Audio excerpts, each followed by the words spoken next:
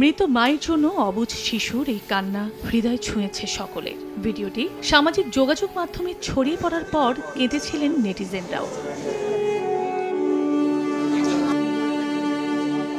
সবার মনে প্রশ্ন ছিল, কে নেবে মা হারা এই শিশুর দায়িত্ব। শিশু জায়েদ হাসানের ভবিষ্যৎ নিয়ে তৈরি হয় দুশ্চিন্তা। মামা রবিন মিয়া প্রথমে শিশুটিকে নিতে চাইলেও পরে নিজের অবস্থান থেকে সরে আসেন। এ অবস্থায় দায়িত্ব দেয়া হয় জেলা শিশু কল্যাণ বোর্ডের কাছে। এরই মধ্যে 10টি পরিবার দত্তক নেয়ার বিষয়ে আগ্রহ দেখিয়ে আবেদনও করেন। সেগুলো যাচাই করে ও আর্থসামাজিক অবস্থা দেখে শর্ত সাপেক্ষে এ বিষয়ে সিদ্ধান্ত নেয়ার কথা জানিয়েছিলেন প্রতিষ্ঠানটির কর্মকর্তা।